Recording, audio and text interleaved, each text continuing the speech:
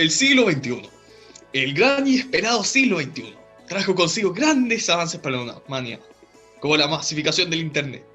Gracias a su organización, la implementación de leyes y derechos, esta pareciera ser la mejor época para la civilización. Sin embargo, el hombre sigue peleando contra problemas de antaño, como la avaricia, la lujuria y claramente la intolerancia. Pero, ¿está preparada la sociedad chilena para enfrentar a la intolerancia? ¿O acaso las leyes que nos rigen no solo dejan que se expanda este virus, sino que lo apoyan? Hola a todos, buenos días, buenas noches, donde sea que estén. Y aquí es el último capítulo del podcast. Aquí vamos a hablar un poco de todo lo que es el Estado de Derecho, de la democracia y cómo al final la intolerancia la infringe. Trajimos una experta que nos va a hablar del tema. Es una abogada de la Universidad Católica que se llama Josefa Larraín. Así que eso. Qué honor estar invitada en este podcast, aunque sea el último capítulo. Bueno, yo ya te he contado un poco, pero nuestro enfoque es sobre la intolerancia. Pero más que la intolerancia como un problema social, lo hemos enfocado bastante en cómo esta es un enemigo del Estado y del Estado de Derecho, sobre todo. ¿Cómo es que esta amenaza al Estado de Derecho? Mire, un poco para ir contextualizando, ¿qué se entiende por Estado de Derecho? En el fondo, el Estado de Derecho, como en palabras más o menos simples, es un Estado, como dice su nombre, en donde se respeta la normativa o las leyes vigentes. Eso se entiende por Estado de Derecho. O sea, aunque suene curioso, en países tan estrictos como países musulmanes, en que las leyes son que la mujer no puede salir con la cabeza descubierta, y eso es una ley, si esa ley se respeta, hay un Estado de Derecho, aunque a uno le pueda parecer absolutamente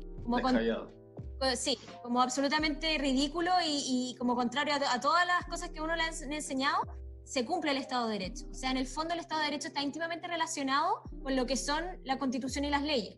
Si la Constitución y las leyes de un determinado país consagran puras barbaridades y se respetan, ahí hay un Estado de Derecho, por muchas barbaridades que estén consagradas.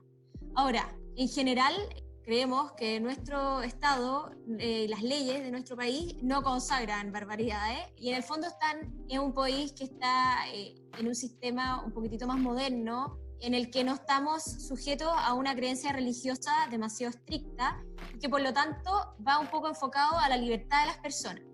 Y en ese sentido, tanto la Constitución como las leyes han ido un poco avanzando hacia consagrar principios que garanticen la libertad de las personas en casi todos los ámbitos. Y en ese marco, la Constitución Política de la República, que está actualmente vigente, que hoy en día está tan mirada en menos y un poco pasa a llevar, claro, tiene muchos problemas. En el fondo sabemos que hay cosas que deberían cambiarse, pero consagra o sea, la Constitución en general no sanciona. La Constitución, para que lo tengan como a grandes rasgos, la Constitución son como una serie como de actitudes y de como garantías que se espera del país, de Chile en este caso. Entonces, las constituciones no están dirigidas a sancionar actitudes. No es el espíritu de las constituciones. No así las leyes pueden ser sancionatorias. La Constitución en general no, son como una serie de principios que rige un Estado. A pesar de que es bastante antigua, podría decirse, no tan antigua porque es del 80 y, por ejemplo, Estados Unidos, la Constitución de Estados Unidos es de 1800. O sea, tenemos una Constitución que es relativamente moderna, pero a pesar de que se dictó en los 80, que es un periodo que claramente no estaba... Chile no era un país con demasiadas libertades. Chile tampoco era un país demasiado moderno. Chile tampoco era un país demasiado evolucionado en cuanto a libertad. Sí consagra la igualdad, en oposición a la intolerancia, digamos, como un principio clave que tiene que ser respetado. Y tanto así que el artículo 1 de la Constitución, así la Constitución parte, ustedes leen Constitución Política de la República, dice el artículo 1, la primera frase que dice es: las personas nacen libres e iguales en dignidad y derechos. O sea, en el fondo, para lo primero para la Constitución es decir, aquí somos todos iguales. Eso fue un avance, aunque no lo crean, bastante importante respecto de las constituciones de los países y de las constituciones de esa época. O sea, la igualdad no era considerada como un valor tan importante en sí mismo en el 80. sea, fue un poquitito pionera la Constitución del 80, a pesar de que, como yo les digo, hoy en día la Constitución está súper mirada en menos, pero para el momento en que fue dictada y en las circunstancias en que fue dictada, acordémonos que la Constitución del 80 fue dictada en un ambiente de dictadura, en que había poca libertad, dijo, las personas nacen libres e iguales en dignidad y derecho, algo que era bien controversial en ese momento. Tampoco tanto, en el fondo las personas siempre pensaban un poco de esto, pero que fuera consagrado hoy como pilar base de entrada en la Constitución fue bien importante. Y otro momento en que la Constitución también vuelve a consagrar la igualdad es en el artículo 19, número 2 de la Constitución. El artículo 19 de la Constitución consagra lo que son las garantías fundamentales. No sé si ustedes lo han visto en educación cívica, pero en el fondo el artículo 19 de la Constitución tiene muchos numerales y consagra todo lo que son los principios fundamentales que deben existir en Chile. El número 2 dice la igualdad de las personas. O sea, en el fondo de que no existen grupos privilegiados, lo dice un poco el número 2 un poquito más abajo, que no existen grupos privilegiados ni personas privilegiadas. Un poco, ¿a qué iba esto también dirigido en ese momento? A como abolir un poco esta idea de la aristocracia que existía. Sabemos que en Chile nunca existió una monarquía ni nada por el estilo, pero habían familias dominantes y una cosa media aristocrática que sí imperaba en los hechos. Entonces esto vino a ponerle fin a decir aquí no existen grupos privilegiados ni personas privilegiadas por la razón que sea. Entonces tenemos que el Estado de Derecho, un poco volviendo a la pregunta de ustedes, ¿qué pasa con la intolerancia y este Estado de Derecho? En el fondo el Estado de Derecho que hoy en día tenemos en Chile, que son las leyes que imperan y cómo se van respetando, sí protege la libertad y en el fondo condena la intolerancia, o sea, no la libertad, la igualdad, y condena la intolerancia. Lo vemos, como les dije, lo vemos en la Constitución y lo vemos desde el año 80 y ha ido este concepto de sancionar la intolerancia, ha ido incluso avanzando a lo largo del tiempo y en los últimos años se ha ido exigiendo más, o sea, en el fondo lo que va avanzando, lo que se ha ido pidiendo más es que no solo quede como esta garantía señalada como que tenemos que proteger y sancionar la intolerancia, sino que tenemos que ir más allá y establecer mecanismos específicos para situaciones en que se generen acciones discriminatorias o de intolerancia efectivas. Y eso es lo que en el fondo la Constitución, como les digo, consagraba estos principios de que éramos todos iguales, pero en la práctica pasaba que, oye, ¿qué pasa? Y lo que pasó durante mucho tiempo, en el fondo, ¿qué pasa? Que las mujeres tratamos de ir a ser contratadas y no nos contratan por ser mujeres. O cualquier cosa, la etnia o la idiosincrasia de una persona, en el fondo, una persona que tenía una etnia particular, por ejemplo, una persona con una condición mapuche, era mirada en menos y no era contratada para ciertos cargos, por mucho que tuviera una educación perfecta y tuviera todas las capacidades para un determinado cargo. En el fondo, había discriminaciones patentes en el país actualmente y no había mucho la forma de ponerle como peso. En el fondo, la Constitución garantizaba la igualdad de todas las personas, pero la gente decía, bueno, ¿y eso qué? Y me lo garantiza y yo ¿cómo ahora lo alego? ¿Cuál es la forma que yo tengo para alegar esta situación? Y no había mecanismos realmente efectivos para pelear contra actos discriminatorios o de intolerancia. Un poco, siguiendo como esto, lo estoy haciendo como una especie de barrido histórico, empezaron a producirse varias situaciones en las que gente que había sido víctima de discriminaciones o de situaciones de intolerancia, levantaron un poco la voz y fueron levantando la voz y fueron cada vez más, y como les digo, estas fueron cosas que el Chile también ha ido evolucionando. O sea, el rol de la mujer en el año 80, la mujer no pretendía mucho estar en igualdad de condiciones con un hombre en materia laboral, y en el fondo eso fue cambiando a lo largo del tiempo, y pueden verlo quizás en sus mamás o en su abuela.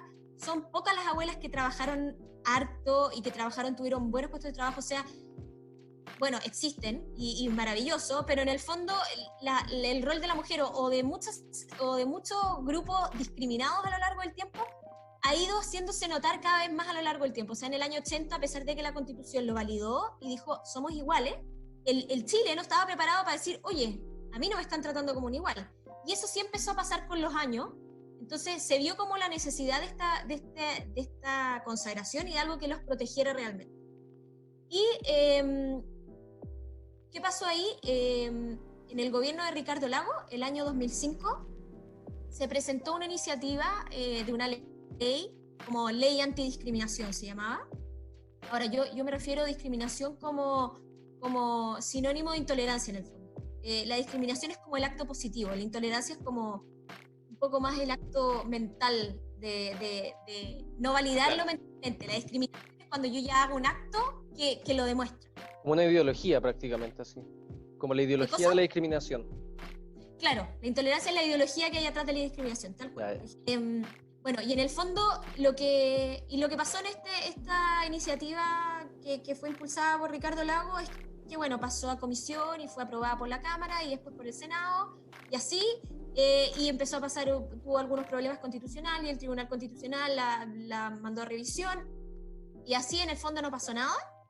Finalmente, estábamos en el año 2011, y seguía ahí volando y no había una ley clara que no había sido publicada. Y pasó que en marzo del año 2012, ya estaba en el gobierno Sebastián Piñera, ocurrió el hecho que se le llama el caso Zamudio, que era un joven que iba caminando por Providencia al que se le veía una clara tendencia homosexual. Ni siquiera era tan patente, pero en el fondo, al parecer, se podía inducir que era una persona con una orientación sexual homosexual. Y un grupo de neonazis le empezaron a pegar y finalmente lo mataron. No sé si ustedes se acuerdan, igual eran medio chicos en esa... Pero fue súper, no sé. Fue súper llamativo, y en el fondo, más encima, Daniel Zamudio, que se llamaba, era un joven, digamos, como no tenía ningún problema con nadie, era súper querido en su entorno, entonces causó mucho revuelo esto que pasó, y sobre todo por el tema de que había una discriminación patente de un grupo de una persona que no lo conocía, o sea, no tenían alguna razón de peso para tenerle ese odio. Bueno, nunca está justificado un odio que llega a matar a una persona, claro, pero obvio. Pero se entiende a lo que... Pero aquí ni siquiera lo conocieron, iban caminando por la calle y les pareció repulsiva esta situación de una intolerancia impactante, y le empezaron a pegar hasta matarlo. Bueno, y la cosa es que, a producto de ese caso, como lamentablemente pasa en Chile, bueno, y en la mayoría de los países también, son los casos los que llevan los casos más llamativos, los que llevan a que se creen las leyes que son necesarias hace tanto tiempo. O sea, este caso, como yo les digo, que venía hace tiempo, habiendo un Chile que decía, ¿qué está pasando? Aquí me están discriminando por ser mapuche, me están discriminando por ser mujer, me están discriminando por ser gay. No había pasado nada hasta que Daniel Zamudio tuvo que hacer un poco de mártir, y Chile completo dijo, basta, esto ya no puede ser más, y bueno, hubieron marchas al respecto y todo. Y bueno, y ahí en el fondo el gobierno de Sebastián Piñera tomó esta ley que llevaba un poco muerta desde el año 2005, la reformuló, le dio carácter de suma urgencia, que era lo que no se había hecho en su minuto, y salió la ley Zamudio, que le dicen. La ley Zamudio en verdad no es la ley Zamudio, sino que se llama la ley antidiscriminación. Y bueno, también justo ese año también hubieron un par de casos más bien emblemáticos, como el caso de la jueza Atala, no sé si se acuerdan. No, ese yo no tengo... Un poquitito menos bullado, porque en el fondo no hubo nadie muerto, pero también fue súper chocante que una jueza, que se llama Karen Atala, le quitaron el cuidado personal de sus hijos, ¿en base a qué? A que era lesbiana. El ex marido, la ex pareja, presentó un recurso de que no era capaz de cuidar a sus hijos. ¿Por qué? Porque tenía homosexual. Y efectivamente le quitaron el cuidado a los hijos por su tendencia homosexual, por su orientación sexual. Y bueno, entonces ya como que esto ya no daba más, y salió esta ley a proteger todas estas situaciones en el fondo de intolerancia. Ahora, ¿qué dice esta ley? ¿Cuál es la relevancia de esta ley a efectos prácticos? En el fondo, de partida consagra qué es lo que se entiende por discriminación. Porque, como bien decía Joaquín, la intolerancia es la ideología, la discriminación es el acto por el que aplico esa ideología.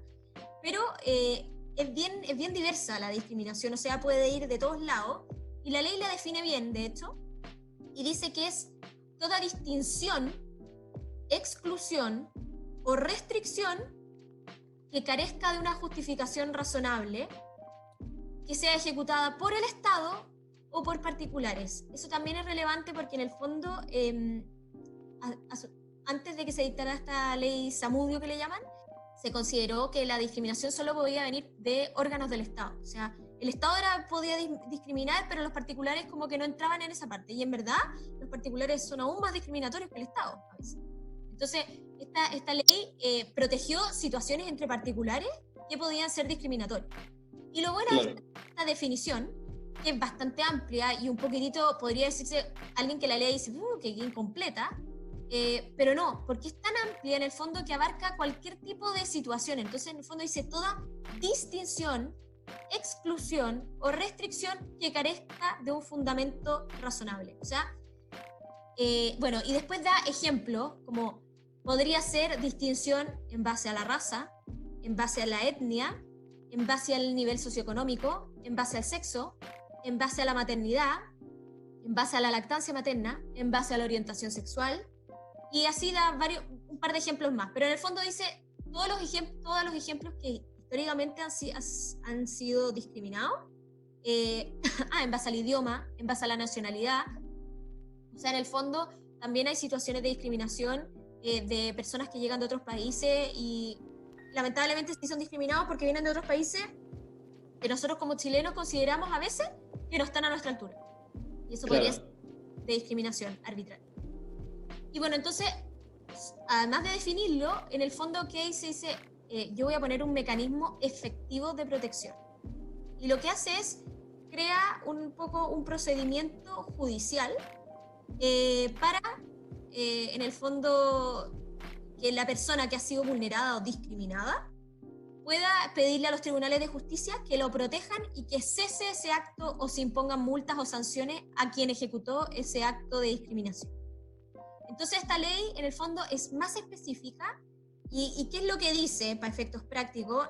En el fondo la persona que se ha visto afectada por un acto de discriminación tiene 90 días para presentar una demanda ante el tribunal de su domicilio.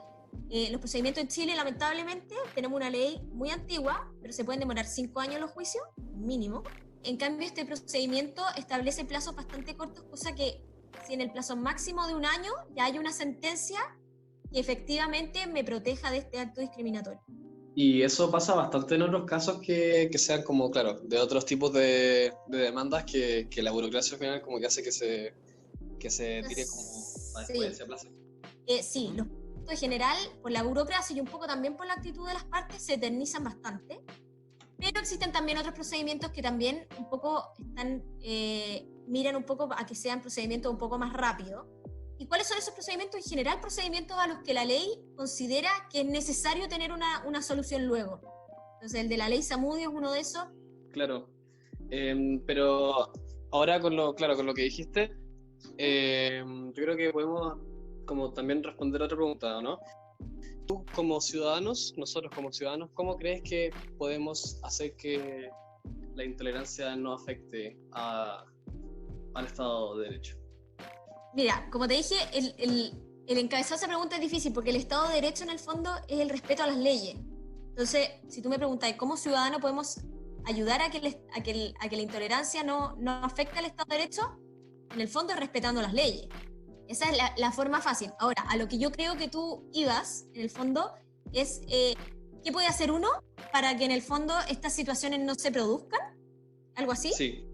Si me preguntáis a mí, la verdad yo le diría como esto mismo que ustedes están haciendo, estos podcasts y estas cosas, como que en el fondo van creando una conciencia chica, pequeña, que va de a poco como liberando alarmas. También informarse, ver casos, leer situaciones críticas, en el fondo todas esas cosas en que uno está como en contacto con situaciones de intolerancia o discriminación, inconscientemente les va a empezar a levantar las alarmas y les va a empezar a elevarle el nivel de exigencia que ustedes tienen inconsciente. Pero lo que yo les digo es como, ahora claro, yo me imagino que ustedes no van a ser del prototipo del neonazi que mata a una persona caminando por la calle, no. Pero uno tiene situaciones de discriminación que de repente no se van a ir dando cuenta que están presentes en el día a día de uno. Y ojalá eso sea cada vez menos. Y bueno, ustedes van a ver a sus papás, que algunos van a tener unos comentarios que dicen sus papás o su abuelo, que uno dice, no puedo creer lo que estoy oyendo. Y son situaciones que para ellos son lo más normales que hay, y situaciones en que uno dice, no, esto no. Y eso mismo nos va a ir pasando y probablemente nuestros hijos van a considerar que nosotros somos lo más retrógrados que hay y que en el fondo ellos tienen que elevar la barrera muchísimo más alto. Pero en eso consiste, en ir pasando un bastón un poquitito más pulido cada vez. Y la forma de pulirlo, yo les digo, lo que me ha servido a mí es mantenerme en constante contacto con las situaciones cotidianas que se han dado. Un poco Buenísimo. Ya nos vamos quedándonos con poco tiempo. Yo siento que esto de la intolerancia relacionada con la discriminación y todos los temas que hemos visto durante todo este podcast también, no sirven solamente como para ver en qué nos estamos equivocando como sociedad también, sino también como para mejorar tanto nosotros mismos como mejorar a los demás, para poder ser como una persona más íntegra dentro de la sociedad y para poder integrar también a esas otras personas que también están siendo vulneradas su propio estado de derecho también con esta intolerancia que está ocurriendo.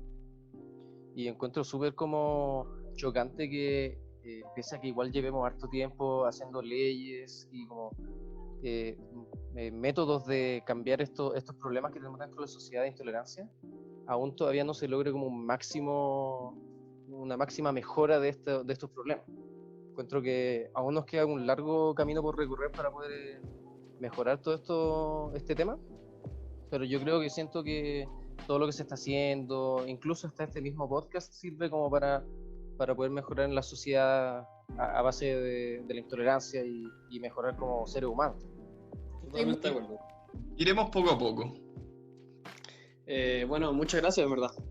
No sé, yo estoy con la boca abierta, si hablaste de todas las cosas que te íbamos a preguntar, onda, sin que te preguntáramos, fue... No, Fue muy loco. Top. Muchas gracias. Muchísimas gracias. Y bueno, este es nuestro último capítulo del podcast. Es una pena que se vaya tan rápido, pero lo pasamos bien, ¿o no? Sí, es interesante porque como que, claro, nos asignaron esto como un trabajo, en verdad, para el colegio, pero al final, no sé, a mí por lo menos me quedó gustando, como es una experiencia que creo que nos enriqueció a todos un poco. Claro, además la temática era súper interesante y muy ad hoc también como a nuestro siglo XXI, que está muy orientado también como el odio entre personas, como más bien psicológico más que físico, y que al final es prácticamente eso la intolerancia, como un odio psicológico hacia las otras personas y entre pares. Sí, la hemos pasado muy bien hablando y hemos resuelto varios temas. Y qué pena que se esté terminando esto. Bueno, también darle las gracias a los testigos, a la gente, a nuestras dos expertas que en verdad nos dieron más que hablar. Un conocimiento también. Claro. Y un poco me gustaría que revisáramos las preguntas que dijimos que no íbamos a hacer, claro, las que nos hicimos en todos los capítulos. ¿Ustedes creen que cambió nuestra perspectiva? Como, por ejemplo, voy a leer una de las preguntas. ¿Cómo es la intolerancia una amenaza contra la democracia y la libertad? ¿O qué como ciudadanos podemos hacer? ¿Creen que desde el capítulo 1 a este cambió nuestra percepción de esta respuesta? Yo encuentro que totalmente, porque si no hubiera sido por la ayuda de la abogada en un ámbito, nunca hubiera sabido que la intolerancia también afectaba como a la forma de vivir a las personas en un ámbito como más legal y como regido por la Constitución y por las leyes, y que al final eso también implica en un deterioro de la democracia que se genera por el mismo odio a las personas. Personalmente sí. Encuentro que nuestras opiniones se fundamentaron más o se complementaron más. Y encuentro que fue muy interesante lo que hablaron y espero que le haya también cambiado la mente a los espectadores. Sí, muchas gracias a quien sea que esté escuchando ahora mismo. Gracias por darnos su tiempo. Y eso. Espero que hayan disfrutado este podcast y puedan analizar un poco más sobre cómo vivimos dentro de nuestra sociedad.